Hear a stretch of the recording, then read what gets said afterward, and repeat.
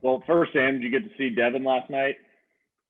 Absolutely. I was back home and with my family, and we had the game on. We all got really excited. It was awesome to see.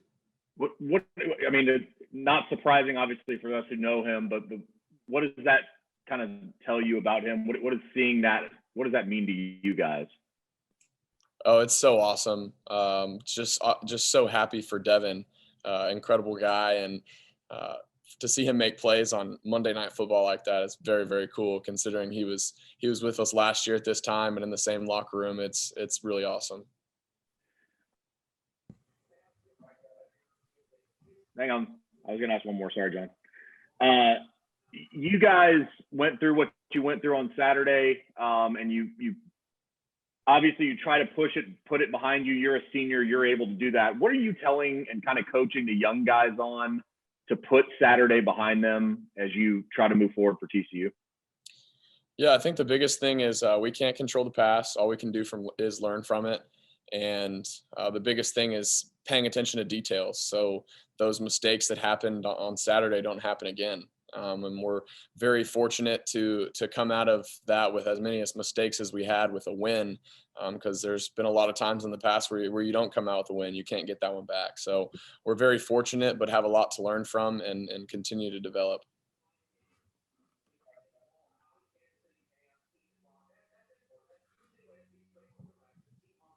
Mike, you're up. Okay. I was just making sure I could hear you, John. Hey, Sam, obviously great comeback. We don't even think we've ever seen anything like that as far as a comeback in that time frame. But as the quarterback and the leader, you were walking up and down the sideline telling them they left us too much time.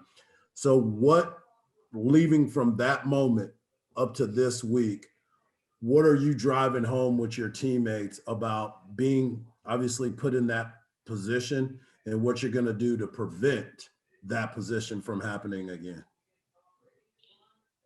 I think the biggest thing is paying attention to details and every single play being the best that we can be. You really can't take a play off. We saw what would happen. I mean, I think we kind of fell asleep there in the third quarter. Had a lot of opportunities to go up 2-3 possessions, and we weren't able to capitalize on that. And so I think just building off of the momentum that we had at the end of the game, understanding that we have to play that way all the time if we want to be the team that we can be. And so that's paying attention to detail and playing with an edge every single play, regardless of the situation. Chuck, you have a question?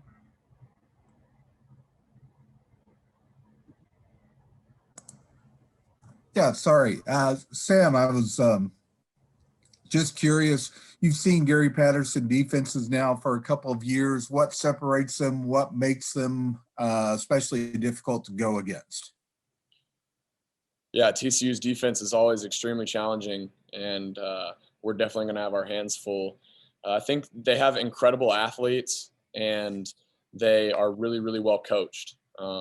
They always have schemes for formations, and Coach Patterson always gets them in a good call for whatever our tendencies are. And so it's always a handful against them. They tackle well in space. They're great athletes, and they play very sound. They're really well coached. So we're going to have to be the same way. We're going to have to be really attentive to details and, take what they give us. And we're definitely going to have our hands full. Dennis, go ahead. Sam, for the younger guys on the team, it's until you do it, you haven't done it. The 59-3 win, against UTEP, did any of the younger guys need a wake-up call, a dose of reality, like, this is Big 12, this is different? I think especially for the young guys, it's always playing in the Big 12 and having a game that we like we did.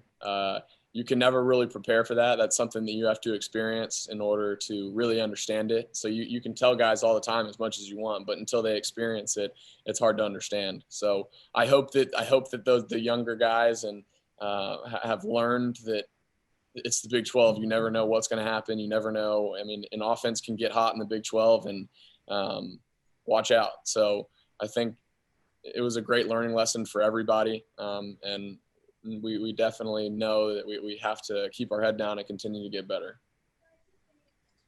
Brian, go ahead. Yes, Sam, this is kind of a hard right turn back to Bob's first question. How much do the guys in the locker room talk about what guys are doing on Sunday?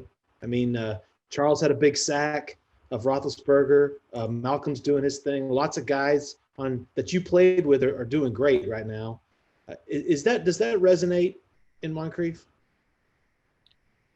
I think on Sundays we always have the games on the TVs, and we're very, very proud and honored to be able to have the ability to play with them. And it's awesome to see them making incredible plays like that, and we just feel very fortunate to have played with them in the past. Yeah. I mean, do you think you're going to be there someday?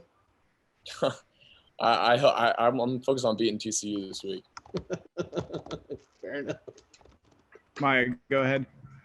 Hi, Sam. So your receivers played a pretty big role in the win on Saturday. So I was wondering, what does it take for a receiver to gain your trust? And then how do you build a strong relationship with each of them? I think the biggest thing with trust and between a quarterback and a receiver is being on the same page all the time. Knowing the playbook and understanding the different variations or adjustments that can happen with different coverages. And that's the way to build trust. And then growing on from that, on game day, just making plays, being when the ball's in the air, going and getting it, and making plays after the catch and things like that. So I'm very proud of the way that our receivers have handled that. And I think that we have a lot of room for improvement. We have a ton of talent in that room, and I'm looking forward to continuing to get better with them. Anwar, you're up. Hey, Sam, just kind of building off Maya's last question. You probably didn't know who Brendan Schooler was just about 2 months ago. He ends up being the guy with the most receptions in the previous game. Just tell me a little bit about him, because he's been able to earn your trust within a very short period of time. Are you guys working extra together? But from a guy who just walks in off the street just a few weeks ago, just talk to me a little about him and how he's been able to have an impact. Yeah, I've really appreciated the way that he's come in and handled a new offense and a new team. He's a guy that's come in and worked extremely hard, done everything that the coaches have asked.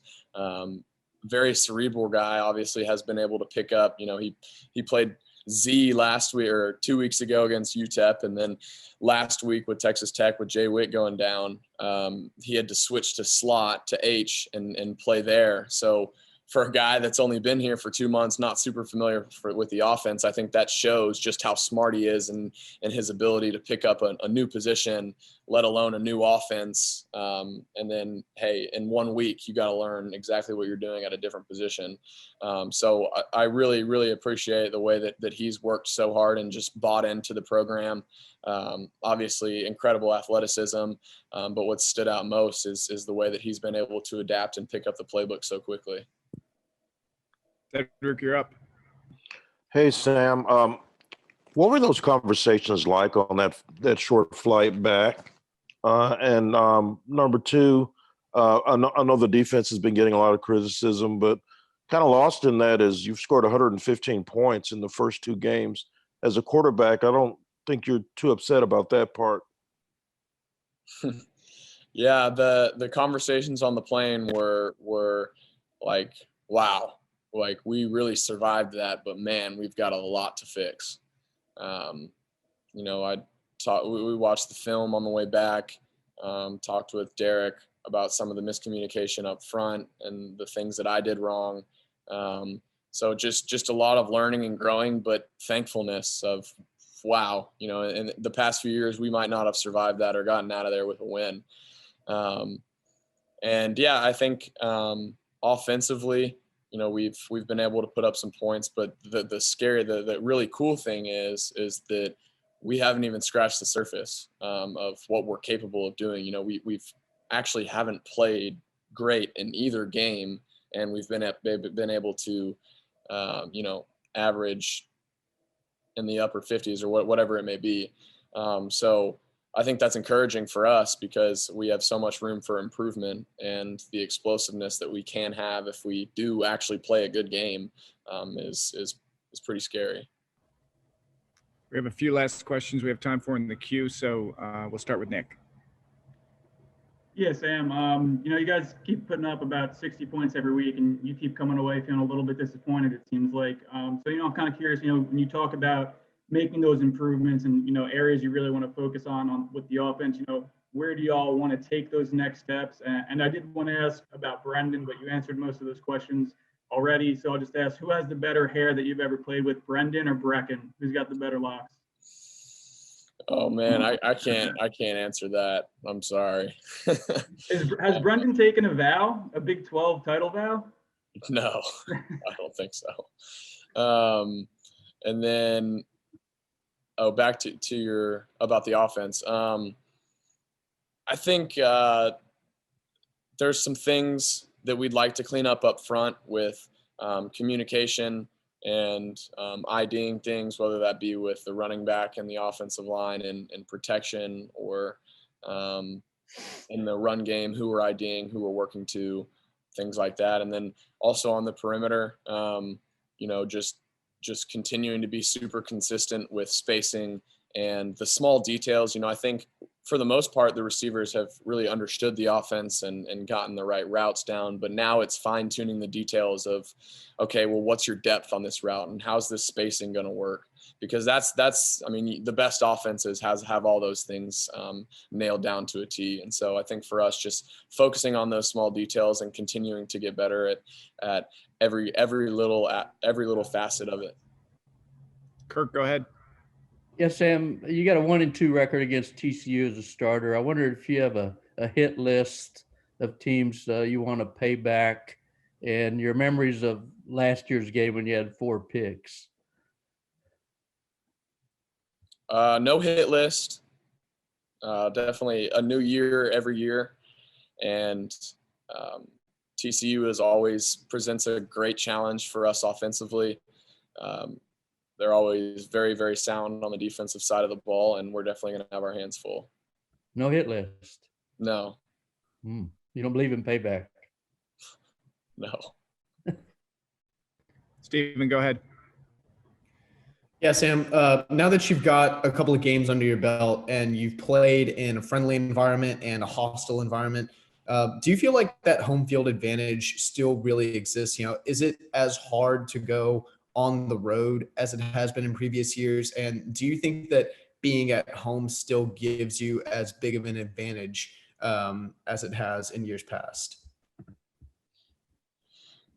I definitely do think that there is still a home field advantage aspect because, the team is just more comfortable playing in a stadium that they've played more often. I will say that the environment at Texas Tech, it was actually pretty loud. It got pretty loud. And I think that they did have a home field advantage at some times. So I think that it does still present itself, but maybe not to the degree that it would if we were at full capacity. So do you feel a lot more confident knowing that, you have TCU at home whenever, you've got a 1-2 record against them in years past? Does that give you like an extra bout of confidence going into this week, knowing that you've got them at DKR? Absolutely. I think that we play great at home, and I'm looking forward to it. Chip, go ahead. Hey, Sam, Keontae averaged 7.4 a carry against Tech. What are you seeing from him? Obviously, he didn't get the start against UTEP, but it seems like he's really picking it up. Yeah, I'm really proud of Keontae. He's really running the ball hard, he's always been an incredible athlete, and now he's running with a purpose. He's been accelerating through holes, accelerating through contact, and I'm really excited for that whole room. They're so talented, and it's like the receivers, with the running backs. It's every week. You never know who's gonna have a great game. But Keontae obviously had an incredible game, and he was running the ball really hard. I think he was a big reason why we had such success offensively, because of the way that he was running the ball. Got time for two last ones. Start with Marcus. Yeah, Sam, first of all, just getting Jake Smith back in the lineup this week, how big is that for y'all's offense, and what does he add specifically in the slot position? And then just kind of overall, I've kind of seen the idea floated out there that this year, especially in 2020, just getting out of each week with a win, by any means is more important than any other year. Is that kind of how y'all feel about that week 1 win or the week 2 win? Yeah, no doubt. No doubt. There's obviously, we've seen a lot of crazy stuff going on in college football in 2020 this far. And so, to get out of Lubbock with a win was huge. And then Jake, obviously having him back is extremely helpful for us. Extremely talented in the slot. He's showed a lot of athleticism and production last year as a freshman. So I'm excited to be able to get him out as a sophomore. I mean, he's made such an incredible improvement, and he poses a lot of different threats for defenses with speed, and definitely a huge threat. Last one. Go ahead, Joe. Sam, I know you, in answering Kirk's question, you said you don't have a hit list, but these next 3 games are against teams that beat y'all last year. So that's not something that's coming up at all in the locker room. It's just staying focused on TCU, or is that something that is starting to maybe be talked about a little bit? I think just focusing on TCU right now. Obviously, we gotta handle business this week in order for the next ones to count. So that hasn't been talked about yet. I'm not saying that it won't be, but we're really focused on this week and winning this week.